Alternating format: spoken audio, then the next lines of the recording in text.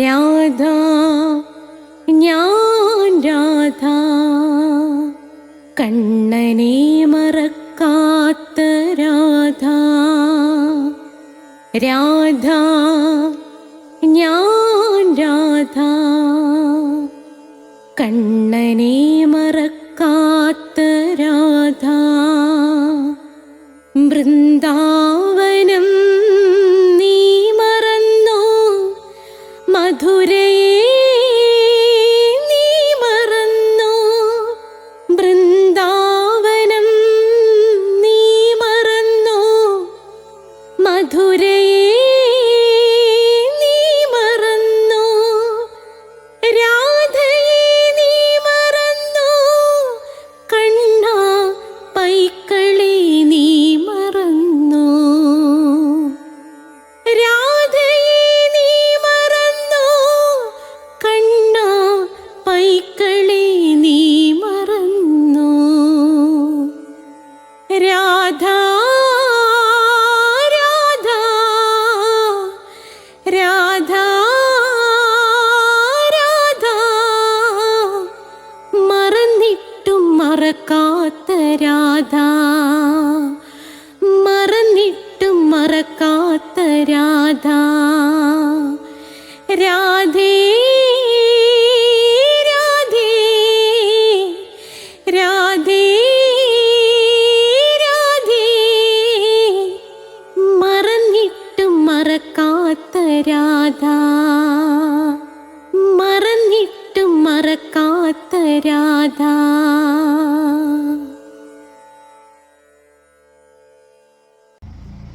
രാധേ രാധേ, നിങ്ങൾ എൻ്റെ അവതരണ ഗാനം ഉണ്ടല്ലോ, അത് കേൾക്കാതെ സ്കിപ്പ് ചെയ്തു വന്നിട്ടുണ്ടെങ്കിൽ ദയവ് ചെയ്ത് ഒന്നും കൂടെ തിരികെ പോയി ആ അവതരണ ഗാനം നിങ്ങൾ കേൾക്കണം. കാരണം നിങ്ങൾ ഇതിനു മുമ്പ് പലതവണ കേൾക്കുകയും അതിനകത്ത് എഴുതിയിരിക്കുന്നത് വായിക്കുകയും ചെയ്തിട്ടുണ്ട്. അത് മുഴുവനും ഞാൻ മാറ്റിയിട്ട് രാധാറാണിയെക്കുറിച്ച് അറിയേണ്ട ഏറ്റവും പ്രധാനപ്പെട്ട കാര്യങ്ങൾ ഉൾപ്പെടുത്തിക്കൊണ്ട് നമ്മളെ ഇതുവരെയുള്ള ആ അവതരണ ഗാന വീഡിയോ പാടെ മാറ്റി, ഗാനം അത് തന്നെ, പക്ഷെ അതിൽ എഴുതിയിരിക്കുന്ന കാര്യങ്ങൾ മുഴുവനും മാറ്റിയിട്ട് പുതിയ വീഡിയോ ഞാൻ നിർമ്മിച്ചിരിക്കുകയാണ്.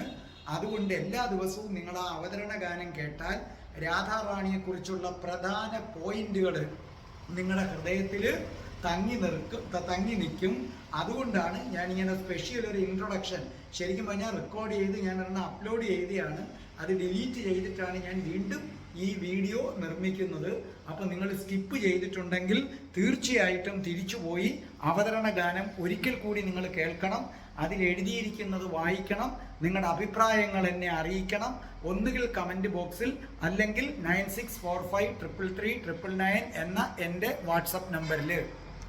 രാധേ രാധേ ഓ രാധേ രാധേ രാധേ രാധേ ഓ രാധേ രാധേ രാധേ രാധേ ഓ രാധേ രാധേ രാധേ രാധേ ഓ രാധേ രാധേ രാധേ രാധേ ഓ രാധേ രാധേ രാധേ രാധേ ഓ രാധേ രാധേ. രാധയുടെ പ്രണയം 108ാമത്തെ എപ്പിസോഡിലേക്ക് കടക്കുകയാണ്. രാധാഭക്തരെ, കൃഷ്ണഭക്തരെ, നിങ്ങൾക്ക് സ്വാഗതം. ഇതിനു മുമ്പുള്ള എപ്പിസോഡുകൾ കാണണമെന്ന് ആഗ്രഹമുള്ളവര് പ്ലേലിസ്റ്റ് എടുത്താൽ മതി, അതിനകത്തുണ്ട്.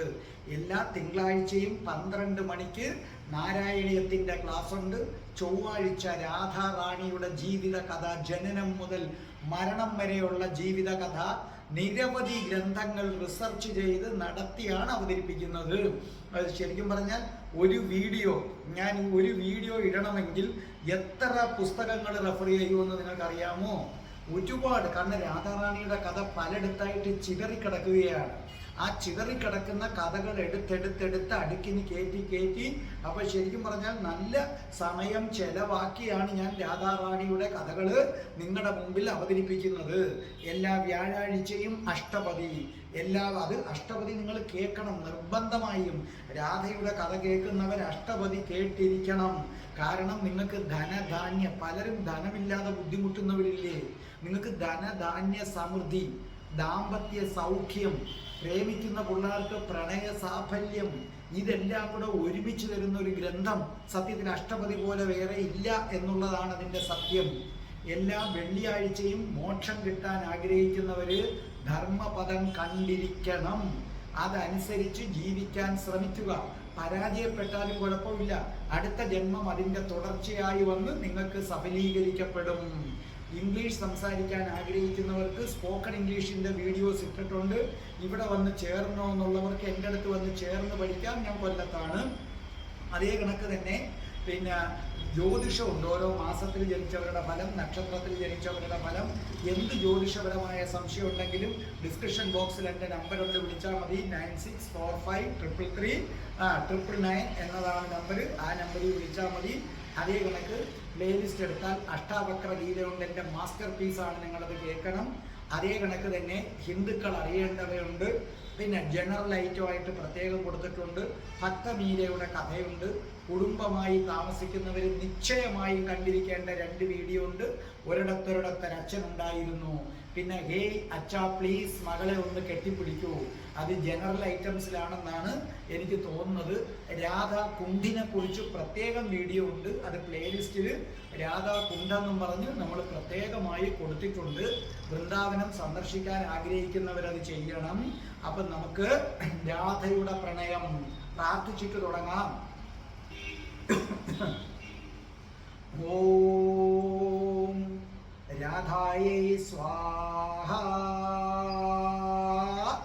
രാധേ രാധേ ഓ രാധേ രാധേ, രാധേ രാധേ ഓ രാധേ രാധേ, രാധേ രാധേ ഓ രാധേ രാധേ, രാധേ രാധേ ഓ രാധേ രാധേ, രാധേ രാധേ ഓ രാധേ രാധേ, രാധേ രാധേ ഓ രാധേ രാധേ, രാധേ രാധേ ഓ രാധേ രാധേ, രാധേ രാധേ ഓ രാധേ രാധേ.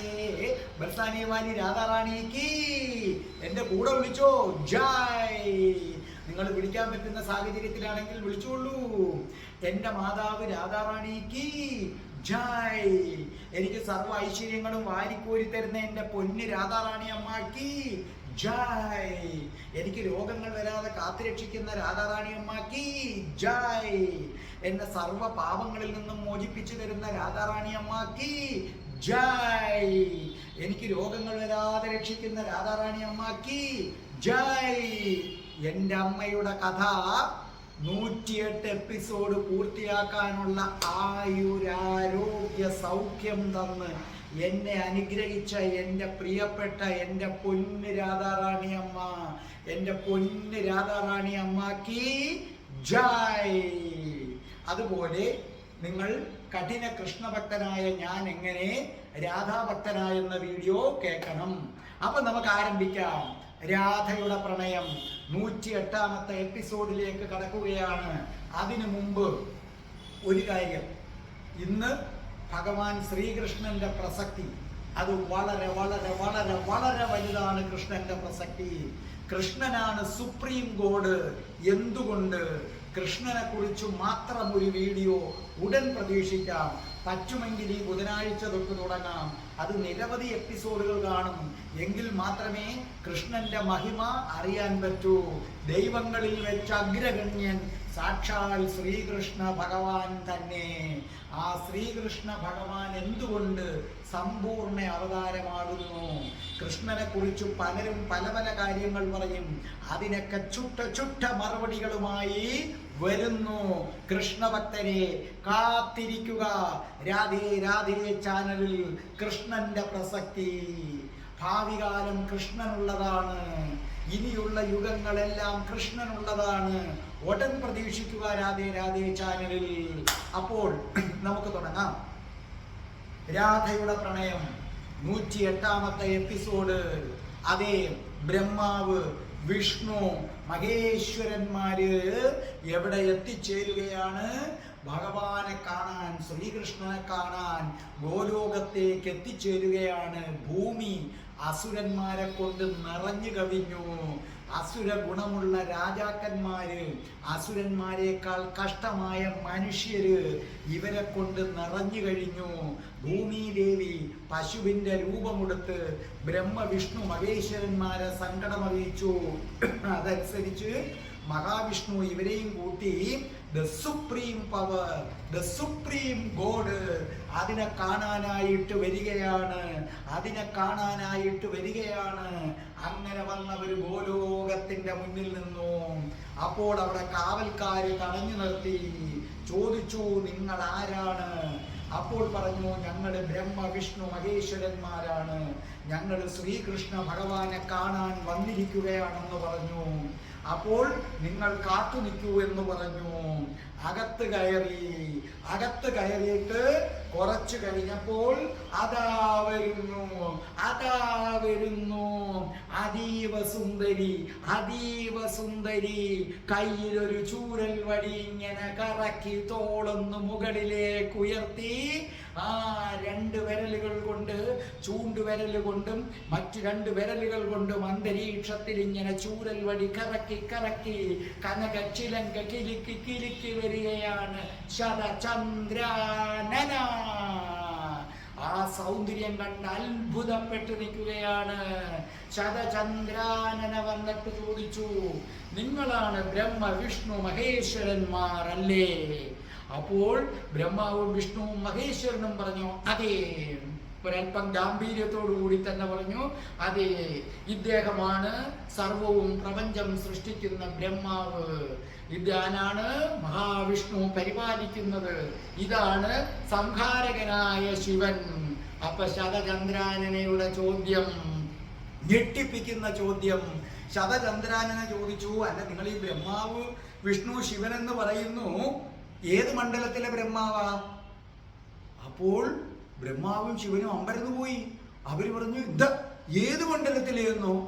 ശിവൻ, ഞാൻ ശിവൻ, ഇത് ബ്രഹ്മാവ്.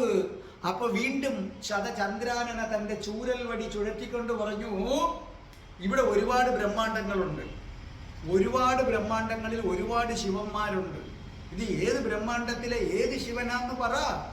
ഇപ്പൊ നമ്മളെവിടെ ചെല്ലുമ്പോൾ മുഖ്യമന്ത്രി കാണാൻ വന്നിരിക്കുന്നു എന്ന് പറയുമ്പോൾ നമ്മുടെ പ്രധാനമന്ത്രി എന്താ പറയുന്നത്? എവിടുത്തെ മുഖ്യമന്ത്രി? കേരളത്തിന്റെ മുഖ്യമന്ത്രിയോ അതോ തമിഴ്നാട്ടിന്റെ മുഖ്യമന്ത്രിയോ അതോ ആന്ധ്രയുടെ മുഖ്യമന്ത്രിയോ? ഇവിടെ കിൻഡൽ കണക്കിന് മുഖ്യമന്ത്രിമാർ കിടക്കുന്ന, ഇത് ആരാന്ന് പറയണ്ടേ? അതുപോലെയാണ് ശതചന്ദ്രാനനെ പറഞ്ഞു, ഇവിടെ ഇഷ്ടം പോലെ ബ്രഹ്മാണ്ടങ്ങൾ കിടക്കുകയാണ്. ഈ ബ്രഹ്മാണ്ടത്തില് ഏത് ബ്രഹ്മാണ്ടത്തിലെ ശിവനും മഹാവിഷ്ണുവും പിന്നെ ഏത് ബ്രഹ്മാണ്ടത്തിലെ ബ്രഹ്മാവുമാണ് ഈ വന്നിരിക്കുന്നത്? അക്ഷരാർത്ഥത്തിൽ ഞെട്ടിപ്പോയി. 3 പേരിൽ നിന്ന് വിയർത്തുപോയി.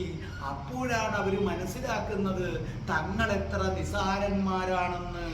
ഓർമ്മിക്കുക, അതുകൊണ്ടാണ് ബുദ്ധന്റെ കഥ, ബുദ്ധന്റെ എപ്പിസോഡ് നിങ്ങൾ കേട്ടിട്ടുണ്ടോ?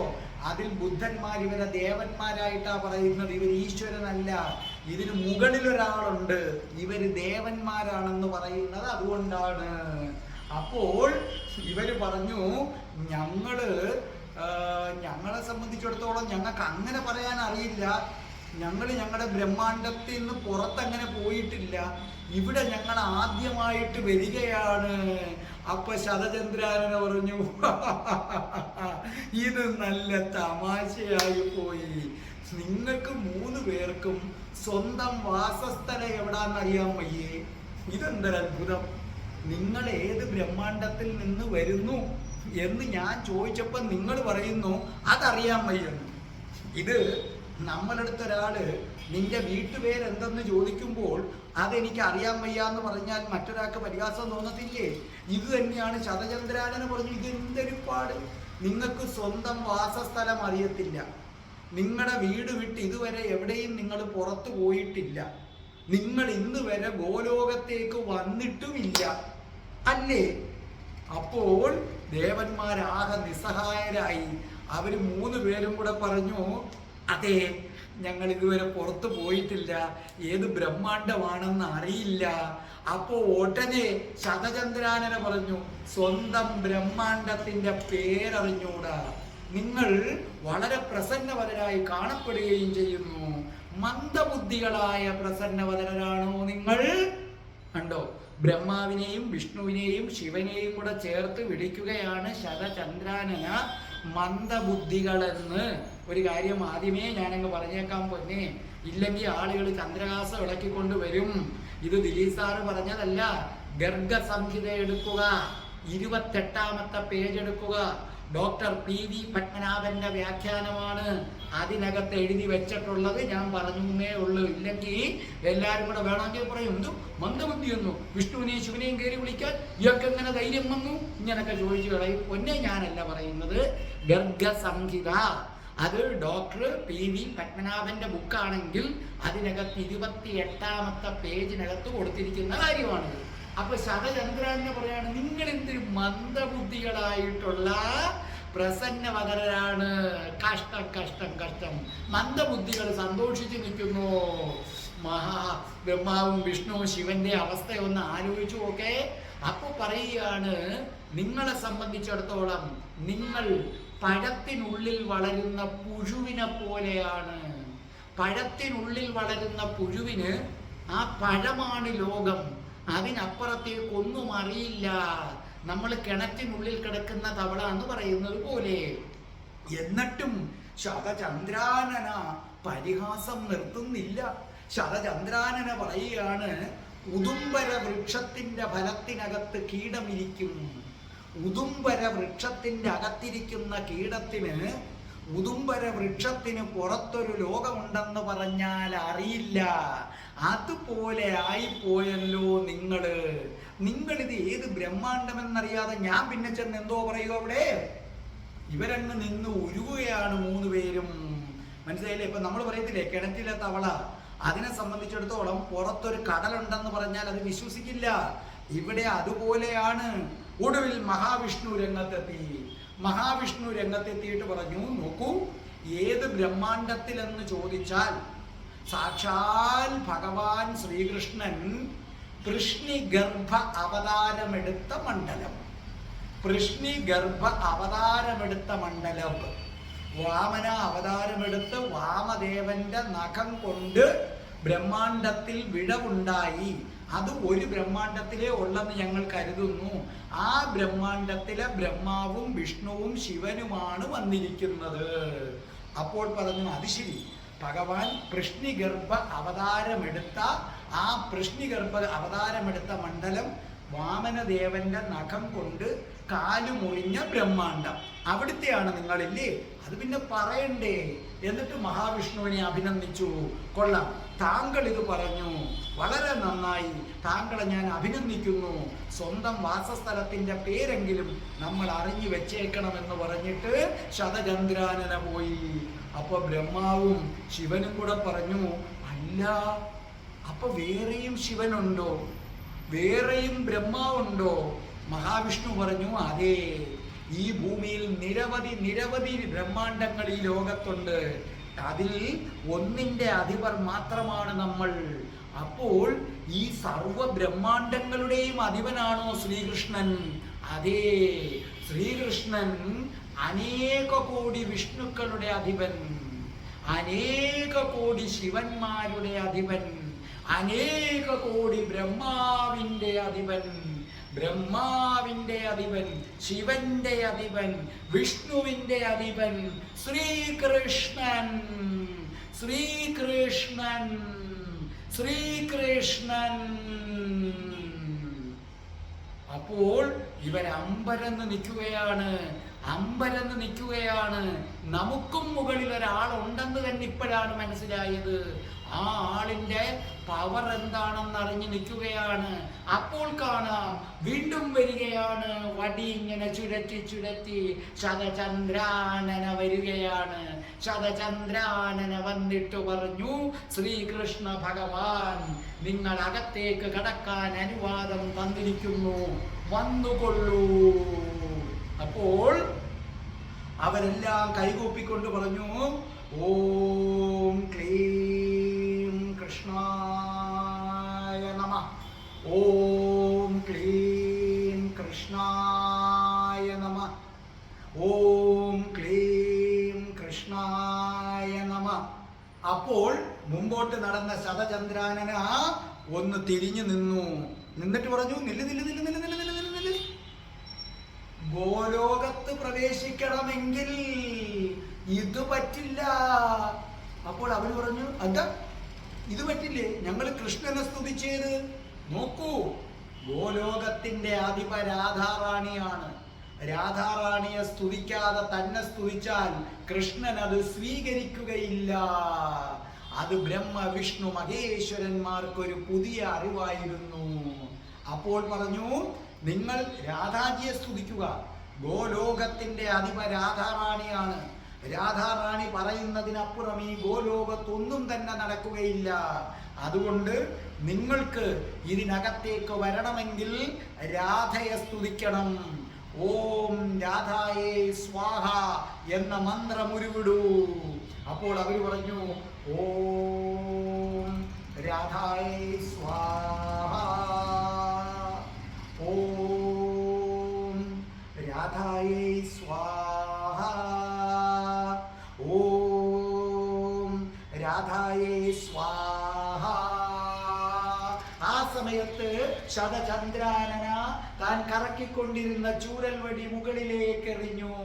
ആ ചൂരൽവടി നിലത്തേക്ക് വന്നപ്പോൾ ഒരഭ്യാസിയെ പോലെ അത് കൈക്കുള്ളിലാക്കി. ആക്കിയിട്ട് അവരെ നോക്കിക്കൊണ്ട് ശതചന്ദ്രാനന രാധേ രാധേ ഓ രാധേ രാധേ രാധേ രാധേ ഓ രാധേ രാധേ രാധേ രാധേ ഓ രാധേ രാധേ രാധേ രാധേ ഓ രാധേ രാധേ രാധേ രാധേ ഓ രാധേ രാധേ രാധേ രാധേ ഓ രാധേ രാധേ. അമ്പരന്ന് നിൽക്കുകയാണ് ഇവർ മൂന്നുപേരും. അപ്പോൾ പറഞ്ഞു, സാക്ഷാൽ ശ്രീകൃഷ്ണ ഭഗവാൻ പോലും രാധാറാണിയെ പൂജിക്കുന്നത് ഇങ്ങനെയാണ്. ഇങ്ങനെ പൂജിക്കുന്നവർക്ക് മാത്രമാണ് ഇതിനകത്തേക്ക് പ്രവേശനമുള്ളത്. വീണ്ടും ശതചന്ദ്രാനന പറഞ്ഞു, രാധേ രാധേ ഓ രാധേ രാധേ രാധേ രാധേ ഓ രാധേ രാധേ. അതെ, ബ്രഹ്മ വിഷ്ണു മഹേശ്വരന്മാരുടെ ഓരോ രോമങ്ങളും ഭക്തി കൊണ്ട് എഴുന്നു നിന്നു, ഭക്തി കൊണ്ട് എഴുന്നു നിന്നു. ആ ഗോലോകം കാണാനുള്ള താല്പര്യം, ആ ഗോലോകത്തിന് അടുത്ത് ചെന്നപ്പോൾ തന്നെ അവർ പോലും അറിയാതെ അവരുടെ ഉള്ളിൽ ഒരു മാറ്റം നടക്കുകയാണ്. ശാന്തി, സമാധാനം, പരമാനന്ദം. അതേ, ബ്രഹ്മലോകത്തോ വൈകുണ്ഠത്തോ കൈലാസത്തിലോ കിട്ടാത്തത്ര ശാന്തത. അവരുടെ ഉള്ളിൽ ഭക്തി നിറയുകയാണ്. അവരറിയാതെ ചുവടുകൾ വെച്ചു. രാധേ രാധേ ഓ രാധേ രാധേ രാധേ രാധേ ഓ രാധേ രാധേ രാധേ രാധേ ഓ രാധേ രാധേ രാധേ രാധേ ഓ രാധേ രാധേ രാധേ രാധേ ഓ രാധേ രാധേ രാധേ രാധേ ഓ രാധേ രാധേ. ഇത് കണ്ട് വിശാഖ അമ്പരന്നിരിക്കുകയാണ്. വിശാഖ തന്നെ കൂട്ടിക്കൊണ്ടുപോകാൻ വന്നവരോട് ചോദിച്ചു, ബ്രഹ്മ വിഷ്ണു മഹേശ്വരന്മാര് പോലും ഭൂമിയിലെ രാധയെ കുറിച്ച് ഓർത്ത് ഇവിടെ നൃത്തം ചവിട്ടുന്നു. അപ്പോൾ പറഞ്ഞു, ഭൂമിയിലെ രാധ ഗോലോകത്തിന്റെ അധിപയാണ്. ആ രാധയുടെ തോഴിയാണ് വിശാഖേ നീയും ഗോലോകത്ത് നിന്ന് നിന്നെ വന്നതാണ്. നീ അല്പനേരം ക്ഷമിക്കൂ വിശാഖേ, കാര്യങ്ങളൊക്കെ നിനക്ക് വ്യക്തമാകും, നിനക്ക് വ്യക്തമാകണം. നോക്കിയപ്പോൾ ശതചന്ദ്രാനന മുന്നിൽ നടക്കുകയാണ്. അവരുടെ പിന്നാലെ ബ്രഹ്മ വിഷ്ണു മഹേശ്വരന്മാര്. അവർ ആദ്യം കണ്ടത് കാഴ്ച എന്താണ്? ഗോലോകത്തേക്ക് കണ്ടപ്പോൾ, കാലെടുത്ത് കുത്തിയപ്പോൾ അവരാദ്യം കാണുകയാണ് ഗോവർദ്ധന പർവ്വതം. ഗോവർദ്ധനം. ഓർമ്മിക്കുക, ഓർമ്മിക്കുക, ഓർമ്മിക്കുക. വൃന്ദാവനത്തിൽ പോകുന്നവരെ ഗോവർദ്ധനത്തിന് വലത്ത് വയ്ക്കാതെ വരരുത്. പിന്നെന്തിനാ നിങ്ങൾ അവിടെ പോകുന്നത്? വൃന്ദാവനത്തിൽ നിങ്ങൾ 100 തവണ പോയിട്ടുണ്ടെങ്കിലും ഗോവർദ്ധന പർവ്വതത്തിന് വലത്ത് വെച്ചിട്ടില്ലെങ്കിൽ ഹാ കഷ്ടം, ഹാ കഷ്ടം. നിങ്ങളുടെ യാത്ര കൊണ്ട് നിങ്ങൾക്ക് പൂർണ്ണ ഫലം ഇന്നുവരെ കിട്ടിയിട്ടില്ല എന്ന് മനസ്സിലാക്കുക. ഇവിടെ ഗോലോകത്തേക്ക് പ്രവേശിക്കുന്ന ഏതൊരാളും ആദ്യം കാണുന്നത് പുണ്യമായ ഗോവർദ്ധനമാണ്. കാരണം ഗോലോകത്ത് രാധാറാണിക്ക് ഗോവർദ്ധനത്തോളം പ്രിയപ്പെട്ടതൊന്നില്ല എന്ന് മനസ്സിലാക്കുക.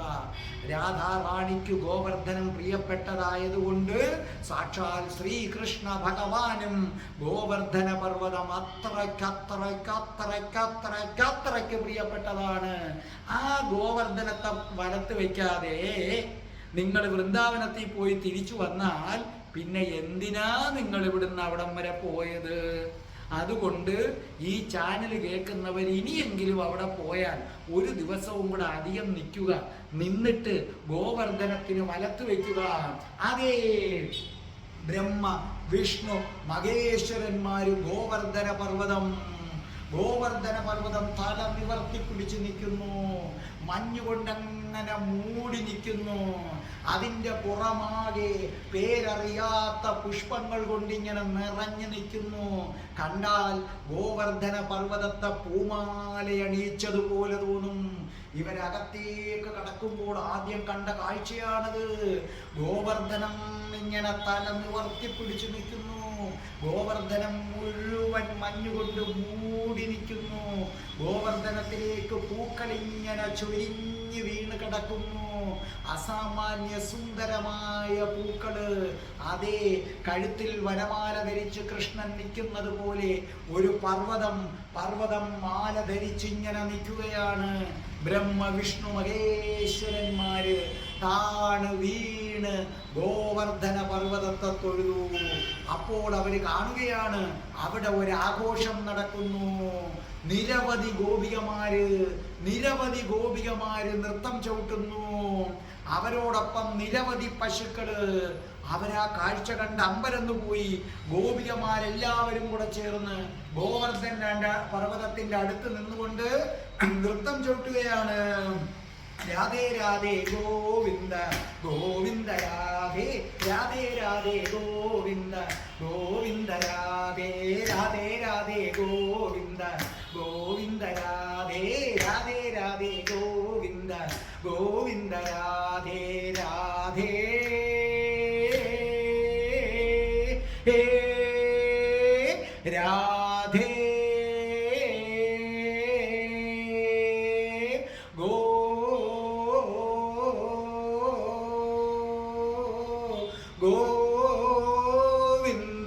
രാധേ രാധേ രാധേ ഗോവിന്ദ ഗോവിന്ദ രാധേ രാധേ രാധേ ഗോവിന്ദ ഗോവിന്ദ രാധേ.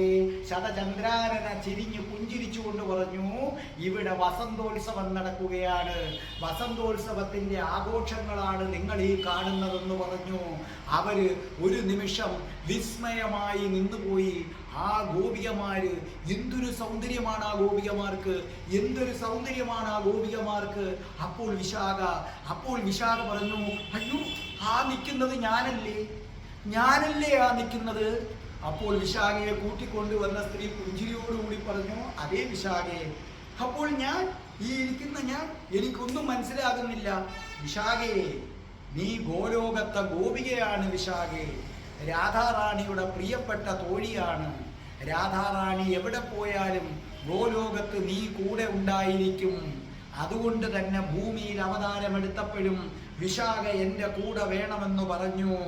അതുകൊണ്ടാണ് വിശാഖയെ നീ ഭൂമിയിലേക്ക് വന്നത്. കാണുക, നീ സാധാരണ പെണ്ണല്ല, ഗോലോകത്തെ വിശാഖയാണ് നീ. അത്ഭുതത്തോടുകൂടി വിശാഖയിരിക്കുന്നു. അപ്പോൾ ബ്രഹ്മാവും വിഷ്ണുവും മഹേശ്വരന്മാരും കാണുകയാണ് നിരവധി പശുക്കളെന്ന് പറഞ്ഞാൽ അതിനെക്കുറിച്ച് വർണ്ണനയുണ്ട്, പറയാം. നിരവധി പശുക്കള് ഈ ഗോവർദ്ധനത്തിന്റെ തീരത്ത് കൽപ്പവൃക്ഷങ്ങളിങ്ങനെ നിൽക്കുകയാണ്. കൽപ്പലതകളിങ്ങനെ നിൽക്കുകയാണ്. അവയൊക്കെ ഇങ്ങനെ പൂവിട്ട് നിൽക്കുകയാണ്. വീണ്ടും അവര് നോക്കിയപ്പോൾ ശതചന്ദ്രാനന പറഞ്ഞു, രാസമണ്ഡലം. അപ്പോൾ വിശാഖ ഞെട്ടി. വിശാഖ ഇതൊക്കെ കേട്ടുകൊണ്ടിരിക്കുകയാണ്. വിശാഖയെ കാണിച്ചു കൊടുക്കുകയാണ്. വിശാഖ പറഞ്ഞു, രാസമണ്ഡലമോ? ഇത് വൃന്ദാവനത്തിലല്ലേ? അപ്പൊ കൂടിരുന്ന സ്ത്രീ പറഞ്ഞു, കൂട്ടിക്കൊണ്ടുവന്ന ഗോപിക പറഞ്ഞു, സമാധാനപ്പെടൂ, രാസമണ്ഡലം ഗോലോകത്തുള്ളതാണ്. പതിയെ നിനക്കെല്ലാം വ്യക്തമാകും.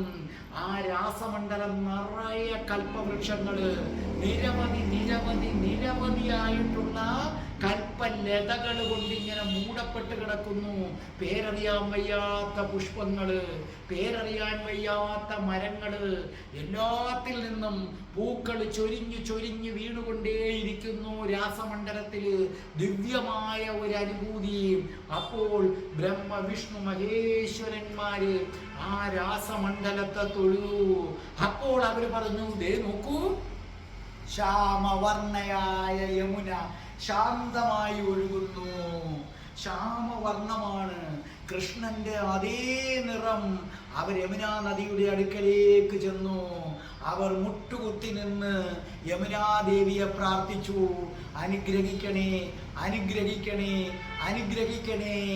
അത്രമേൽ വിശുദ്ധയാണ് യമുന, അത്രമേൽ വിശുദ്ധയാണ് യമുന. ഗംഗ അതേ ശ്യാമവർണ്ണയായ യമുന ഇങ്ങനെ ഒഴുകുകയാണ്. ആ യമുനയുടെ തീരത്ത് നിരവധി കൽപ്പടവുകള്. അത്ഭുതപ്പെട്ടു പോയി ആ കൽപ്പടവുകള്. സ്വർണവും തോറ്റുപോകും. ആ കൽപ്പടവുകളിൽ എന്താണ് പൂശിയിരിക്കുന്നത്? എന്താണ് ഇത്രയും തിളക്കം? അപ്പോൾ നോക്കിയപ്പോൾ അവർ കണ്ടത് എന്താണെന്നറിയാമോ? രത്നമയം, സർവ്വതും രത്നമയം. അതെ, നിങ്ങൾ കണ്ട കാഴ്ച മനസ്സിലായല്ലോ. ഗോലോകത്ത് ഗോവർദ്ധന പർവ്വതം, അത് കഴിഞ്ഞപ്പം കാണാം പിന്നെ നിരവധി ഗോപികമാര്, നിരവധി പശുക്കള്, കൽപ്പവൃക്ഷങ്ങളും കൽപ്പലതകളും കൊണ്ട് നിറഞ്ഞു നിൽക്കുന്ന രാസമണ്ഡലം. പേരറിയാത്ത വൃക്ഷങ്ങള്, പേരറിയാത്ത പൂക്കൾ ചൊരിച്ചുകൊണ്ട് രാസമണ്ഡലം മുഴുവനും പൂക്കൾ കൊണ്ട് നിറഞ്ഞിരിക്കുന്നു. ശ്യാമവർണ്ണ, കൃഷ്ണന്റെ വർണ്ണമുള്ള യമുന ഇങ്ങനെ ഒഴുകുകയാണ് ശാന്തമായി. യമുനയുടെ തീരത്ത് രത്നക്കല്ലുകൾ കൊണ്ടുള്ള പടവുകളാണ്. അതേ വരികയാണ് ഏറ്റവും പ്രധാനപ്പെട്ട ഭാഗം. രാധേ രാധേ ചാനൽ കണ്ടുകൊണ്ടിരിക്കുന്നവരെ, നിങ്ങളുടെ രോമങ്ങൾ എഴുന്നു നിൽക്കാൻ പോകുന്ന ഭാഗത്തേക്ക് പ്രവേശിക്കാൻ പോവുകയാണ്. വൃന്ദാവനം, രാധാകൃഷ്ണന്മാരുടെ പ്രണയം കൊണ്ട് പൂത്തുലഞ്ഞ വൃന്ദാവനം. പ്രണയത്തിന്റെ രാജകുമാരനും രാജകുമാരിയും നൃത്തമാടി തിമിർത്ത വൃന്ദാവനം. ആ വൃന്ദാവനത്തിലേക്ക് അവർ കടക്കുകയാണ്. അവർ അത്ഭുതപ്പെട്ടു പോവുകയാണ്. അവിടെ നിൽക്കുന്നത് ദിവ്യവൃക്ഷങ്ങളാണ്. അവർക്ക് മനുഷ്യനെ പോലെ സംസാരിക്കാൻ പറ്റും. നമ്മുടെ ശബ്ദങ്ങൾ പിടിച്ചെടുക്കാൻ പറ്റും. അത് ഞാൻ രാധാ കുണ്ടിൽ പറഞ്ഞിട്ടുണ്ട്. ദിവ്യവൃക്ഷങ്ങൾ, ആ ദിവ്യവൃക്ഷങ്ങളിൽ ദിവ്യ ഫലങ്ങൾ നിറഞ്ഞു നിൽക്കുന്നു, ദിവ്യ ലതകൾ നിറഞ്ഞു നിൽക്കുന്നു. പല പക്ഷികള്, വണ്ടുകൾ ഇങ്ങനെ മൂളിക്കൊണ്ട് നടക്കുന്നു. 1000 ഇതളുള്ള താമരകള്, ആ താമരകളിലെ പരാഗങ്ങളെ പേറിക്കൊണ്ട് കാറ്റുകൾ അങ്ങും ഇങ്ങും വീശുന്നു.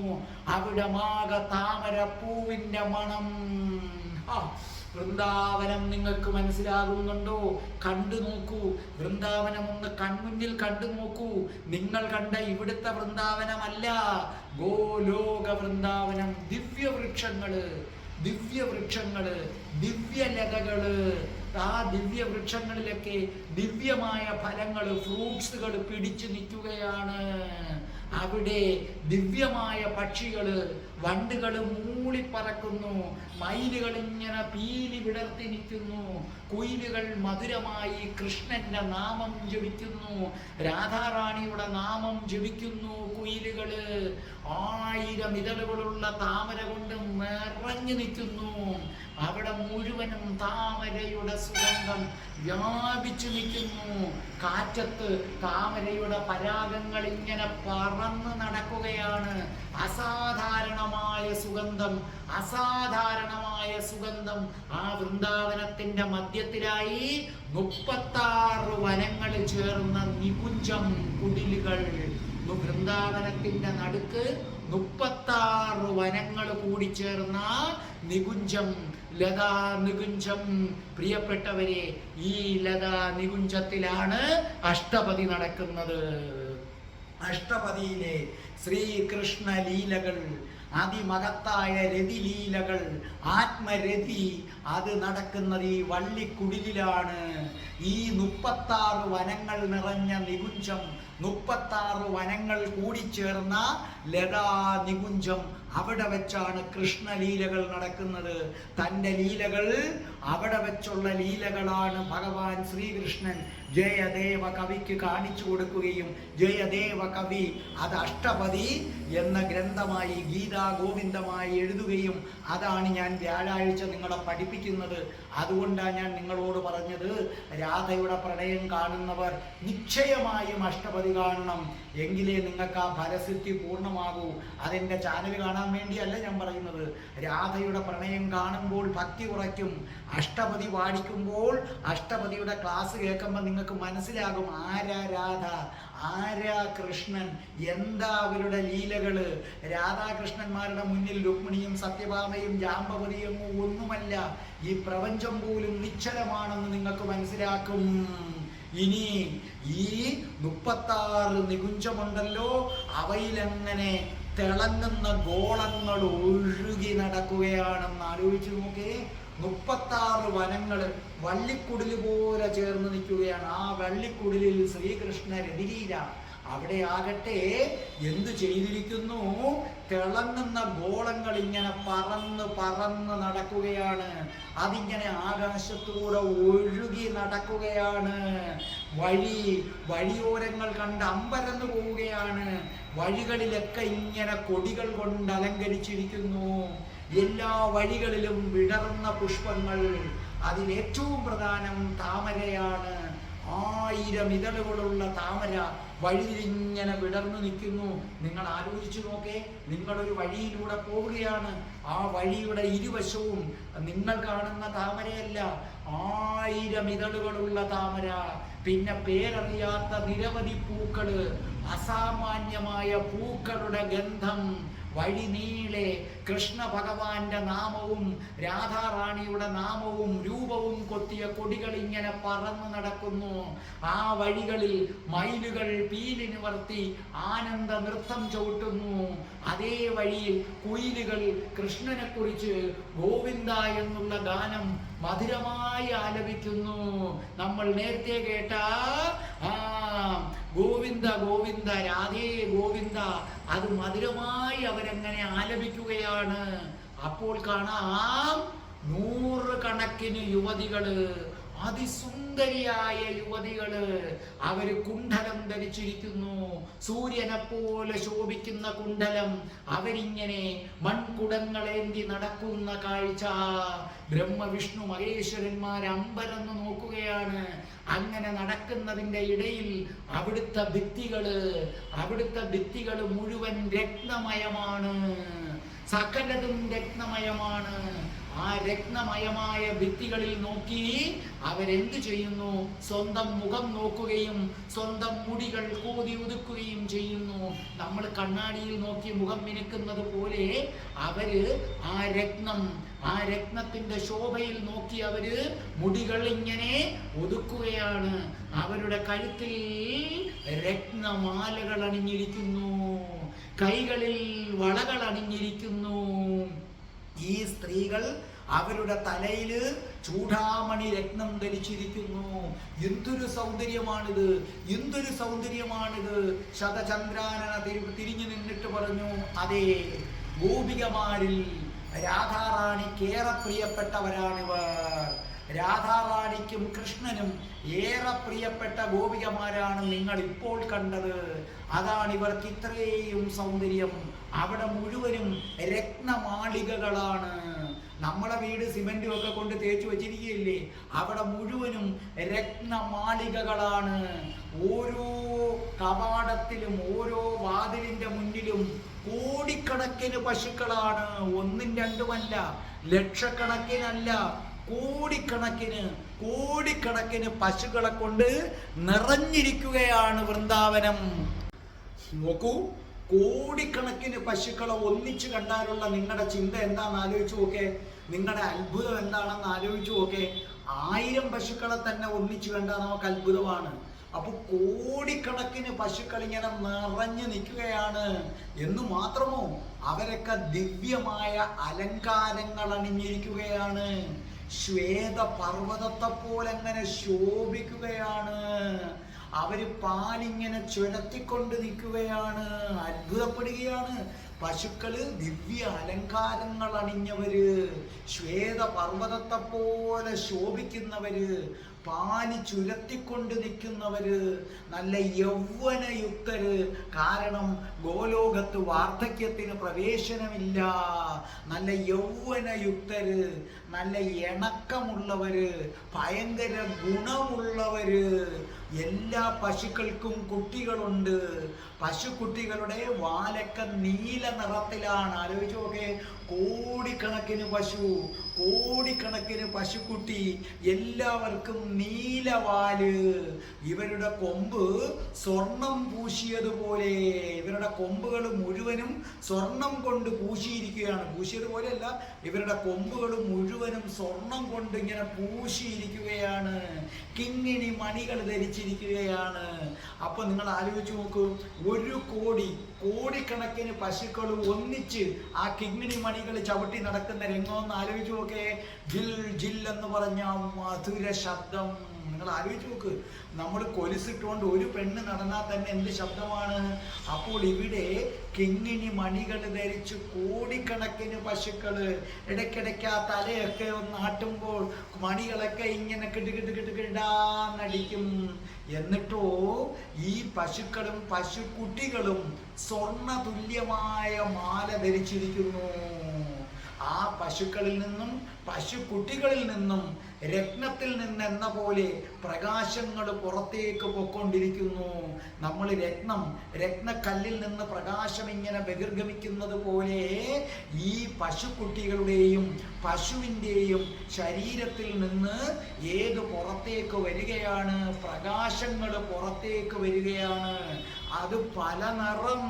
വെളുത്ത പശു, ചുമന്ന പശു, നീല നിറത്തിലുള്ള പശു, പച്ച നിറത്തിലുള്ള പശുക്കള്, ഗോതമ്പ് വർണ്ണത്തിലുള്ള പശുക്കള്. അങ്ങനെ ഈ പ്രപഞ്ചത്തിൽ എന്തൊക്കെ വർണ്ണങ്ങളുണ്ടോ ആ വർണ്ണങ്ങളെല്ലാമുള്ള പശുക്കള്, മാരിവില്ലിന്റെ 7 അഴകുകൾ നിറഞ്ഞ പശുക്കള്.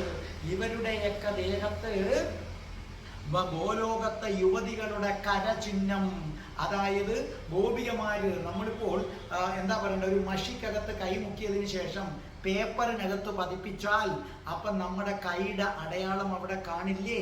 അതുപോലെ അവിടുത്തെ ഗോപികമാരുടെ കരചിഹ്നങ്ങൾ അവരെപ്പോഴും ഈ പശുക്കളെ തലോടി പരിപാലിച്ച് ആ കൈയുടെ അടയാളം അതിലിങ്ങനെ പതിഞ്ഞു കിടക്കുകയാണ്. ആ പശുക്കുട്ടികളാകട്ടെ മാൻകുട്ടികളെ പോലെയാണ് തോന്നിക്കുന്നത്. ദൂരെ നിന്ന് നോക്കിയാൽ നമുക്ക് തോന്നും മാൻകുട്ടിയാണെന്ന്. അത്രയ്ക്ക് ശോഭയാണ്. അവിടെ കാളകളുണ്ട്. ചില കാളകൾ ഇങ്ങനെ ഓടി നടക്കുന്നു. അവരുടെ കൊമ്പ്, അവരുടെ കഴുത്ത് എന്തുമാത്രം ആകർഷകമാണ്. ഇവരെ മേയ്ക്കാൻ ഇടയന്മാര്, ശ്യാമവർണ്ണം നിറഞ്ഞ ഇടയന്മാര്. അവരുടെ ചിലരുടെ കയ്യിൽ ചൂരല്, ചിലരുടെ കയ്യിൽ ഓടക്കുഴല്. അവരെല്ലാവരും കൃഷ്ണലീലകൾ പാടിക്കൊണ്ടാണ് ഈ പശുക്കളെ മേയ്ക്കുന്നത്. ദേവന്മാര് ആ നികുഞ്ചത്തെ പ്രണമിച്ചു, വൃന്ദാവനത്തെ പ്രണമിച്ചു. എന്തൊക്കെ കാഴ്ചകളാണ് അവിടെ കണ്ടത്! ഭഗവാൻ ശ്രീകൃഷ്ണൻ രതിലീലകളാടിയ നികുഞ്ചങ്ങള്, കോടിക്കണക്കിന് പശുക്കള്, കാളകള്, പശുക്കുട്ടികള് ഇടയന്മാര്, ഓടക്കുഴൽ വായിക്കുന്ന ഇടയന്മാര്, കോടിക്കണക്കിന് പശുക്കളെ മേയ്ക്കാനായിട്ടുള്ള ഇടയന്മാര് കൃഷ്ണ ലീലകൾ പാടുന്നു. കൃഷ്ണ കൃഷ്ണ രാധാകൃഷ്ണ ലീലകൾ. രാധയുടെയും കൃഷ്ണന്റെയും നാമജപങ്ങൾ കൊണ്ട് നിറഞ്ഞു നിൽക്കുന്ന വൃന്ദാവനം. എവിടെ നോക്കിയാലും ഇടയന്മാരും ഗോപികമാരും രാധേ കൃഷ്ണ രാധേ കൃഷ്ണ രാധേ കൃഷ്ണ പാടിക്കൊണ്ട് നടക്കുകയാണ്. രാധാകൃഷ്ണ മന്ത്രങ്ങളാൽ മുഖരിതം, മുഖരിതമായ നികുഞ്ചം. ദേവന്മാരാ നികുഞ്ചത്തെ പ്രണമിച്ചുകൊണ്ട് ശതചന്ദ്രാനനയുടെ കൂടെ അവരകത്തേക്ക് കടന്നു. അകത്തേക്ക് കടന്ന അവർക്ക് ഒരു നിമിഷം ശ്വാസം പോലും കിട്ടാതായി. അവര് കണ്ട കാഴ്ച അവര് സ്തബ്ധരായി നിന്നുപോയി. മുന്നോട്ട് ചലിക്കാൻ പോലും കഴിയാതെ നിന്നുപോയി. അവിടെ ഗോലോകത്ത് ദേവന്മാര് സ്തംഭിച്ചു നിന്ന, ശ്വാസം പോലും വിടാൻ പറ്റാതെ മുമ്പോട്ട് നടക്കാൻ കഴിയാതെ നിന്ന ആ കാഴ്ച, ഗോലോകത്തിന്റെ കാഴ്ചകൾ അവസാനിക്കുന്നില്ല, തുടരുകയാണ്. നിങ്ങളുടെ ഗോലോകത്തേക്ക് കൂട്ടിക്കൊണ്ടുപോകാൻ ഞാൻ വരും. രാധാറാണി എനിക്ക് ആയുസ് തന്നാൽ അടുത്ത ചൊവ്വാഴ്ച ഞാൻ വരും. രാധേ രാധേ ഓ രാധേ രാധേ രാധേ രാധേ ഓ രാധേ രാധേ രാധേ രാധേ ഓ രാധേ രാധേ രാധേ രാധേ ഓ രാധേ രാധേ രാധേ രാധേ ഓ രാധേ രാധേ രാധേ രാധേ ഓ രാധേ രാധേ. ഓം ശ്രീം ഹ്രീം ക്ലീം ഐം രം രാസേശ്വരി രാധികായ സ്വാഹ.